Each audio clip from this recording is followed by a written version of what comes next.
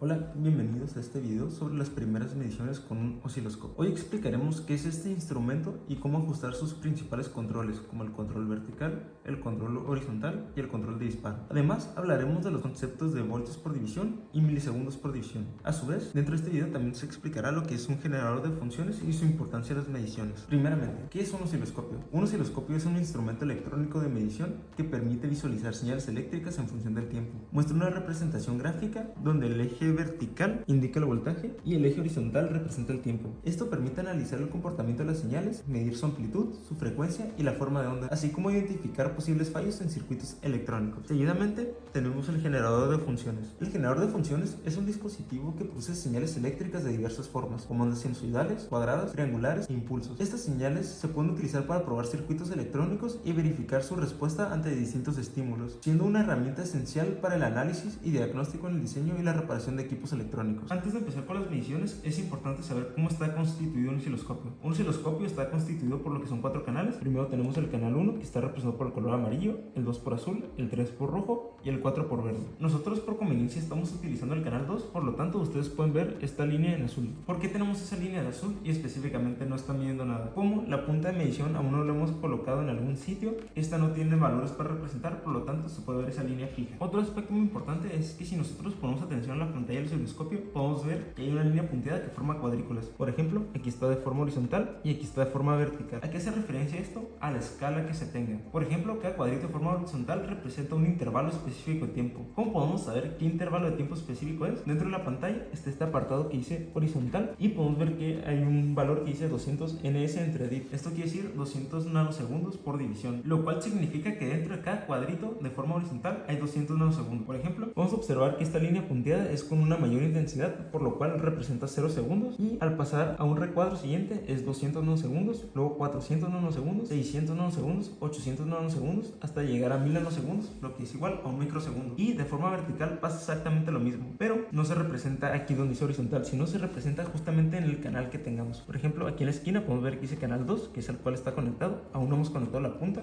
por eso la señal se ve así, y podemos ver que dice 500 MB entre div. Esto quiere decir que hay 500 milivolts por cada división, o lo que es igual medio volt por cada división. Por ejemplo, aquí tenemos el 0, 500, 1, 1.5, 2, 2.5, 3, 3.5 y 4. Esta escala es completamente configurable dependiendo de lo que el usuario requiera. Ahora viene la pregunta de cómo configuramos cada escala dependiendo de los requerimientos del usuario. Bueno, si nosotros recordamos este apartado horizontal y este apartado vertical, si nosotros incluso no leyéramos cuál perilla es para cada cuestión, por ejemplo la horizontal o vertical, el mismo osciloscopio nos lo representa. Por ejemplo, en cuestión de voltaje podemos ver que está en color azul y la perilla enciende en azul. Por lo tanto, aunque yo no vea que aquí dice vertical, puedo identificarlo de una manera más fácil. Por ejemplo, estas perillas giran en sentido horario o en sentido antihorario. Si nosotros lo giramos en sentido horario, podemos ver que en vez de 500 milivolts dice 200 milivolts. Esto quiere decir que lo hice más chiquito. Entonces podemos ver que aquí lleva un volt, 1.2, 1.4, 1.6. Si nosotros lo giramos en sentido antihorario, regresamos a donde estaba, por ejemplo que era 500. Si lo volvemos a girar en sentido antihorario, lo hacemos más chiquito. Entonces ahora cada cuadrito representa un volt. Por ejemplo, aquí está el 0, 1,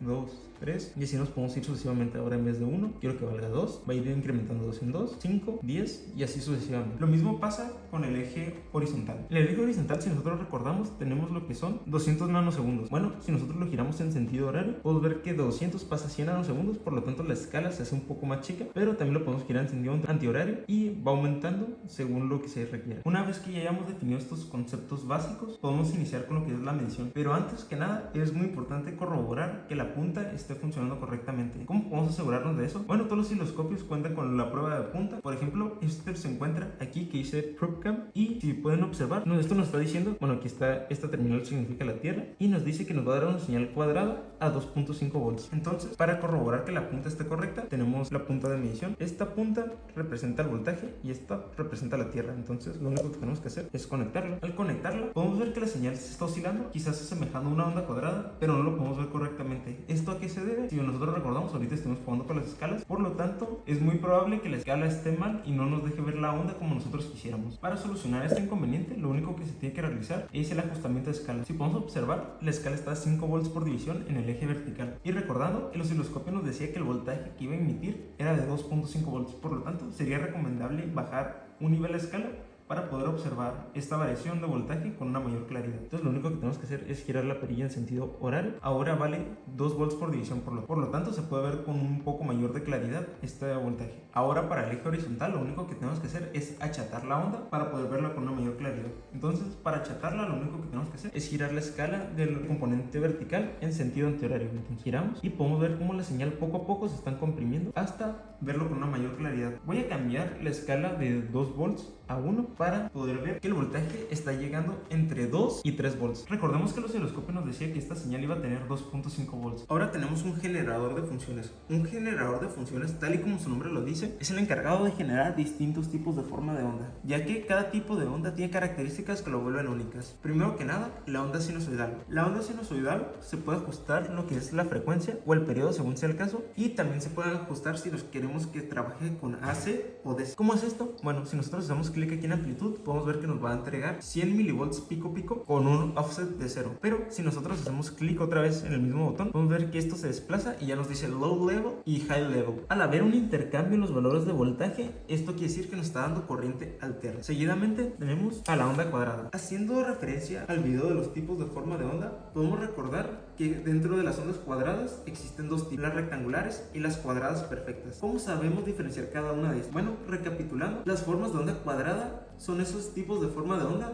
donde el tiempo que está en bajo y el tiempo que está en alto son exactamente iguales, pero las ondas rectangulares no, ya sea que varíen en el tiempo que están en bajo o en el tiempo que están en alto. Para configurar esto tenemos lo que se llama el duty cycle, o se puede traducir como ciclo de trabajo. Entonces al nosotros girar esta perilla podremos configurar ya sea que queramos una onda rectangular, o si lo dejamos en 50% sería una onda cuadrada perfecta. La continuación de esto es la función rampa. La función rampa, o también conocida como dientes de sierra, nuevamente haciendo referencia al video de los tipos de forma de onda, es una función que va incrementando linealmente con el tiempo y de repente hay un cambio abrupto en el voltaje. También existe la función triangular. ¿Qué es la función triangular? Es esa función donde se incrementa el voltaje linealmente con el tiempo y decrece linealmente con el tiempo. Entonces, ¿cómo podremos configurarla? Bueno, aquí podemos ver que hay algo que dice Symmetry. Entonces al hacer clic aquí podemos ver que nos da un porcentaje de simetría. Para tener una onda triangular de forma perfecta, lo único que tendríamos que hacer es girar la perilla y dejarlo en un 50% de simetría, lo cual ahorita haremos en el osciloscopio y lo podrán ver de forma visual. Por último tenemos a los pulsos. Si recordamos, un pulso es aquella variación en el voltaje en un muy corto periodo de tiempo. Esto se puede ejemplificar como si prendiéramos y apagáramos un interruptor al instante, pero al ser el pulso semejante a una onda cuadrada, también podemos ajustar su ciclo de trabajo. Oye,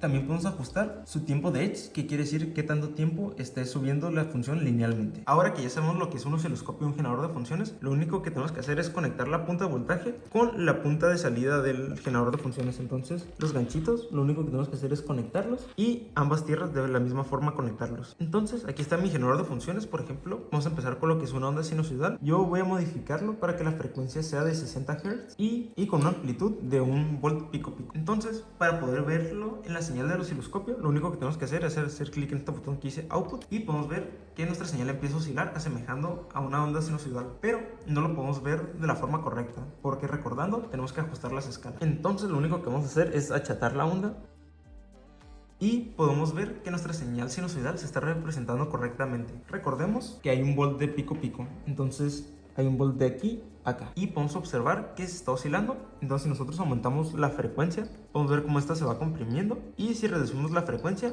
podemos ver cómo esta se va expandiendo poco a poco. Si nosotros recordamos, la función rampa o dientes de sierra es esa función donde se está incrementando linealmente el voltaje con un cambio abrupto. Entonces, por ejemplo, podemos ver que aquí en las señales está aumentando linealmente y de repente cae a cero. ¿Cómo corregimos esto para hacerlo una señal triangular? Bueno, nos vamos aquí al botón de simetría y podemos ver que hay un 100%. Entonces, si nosotros vamos disminuyendo poco a poco, podemos observar que esa caída de voltaje no es tan abrupta y poco a poco se va haciendo más lineal. Entonces, bajamos 80, 70, 60. Al 50% podemos ver que hay una función triangular. ¿Por qué? Porque cuando crece la señal como cuando decrece es exactamente igual. Está aumentando y disminuyendo de una forma lineal. Por ejemplo, aquí sube de forma lineal, llega a un máximo y empieza a bajar de forma lineal. Llega al mínimo y así sucesivamente. Sube al máximo de forma lineal y baja al mínimo de forma lineal. Si nosotros seguimos bajando la simetría de la señal, tenemos otra onda dientes de sierra, pero ahora hacia el otro lado. Aquí, por último, tenemos a lo que son los pulsos.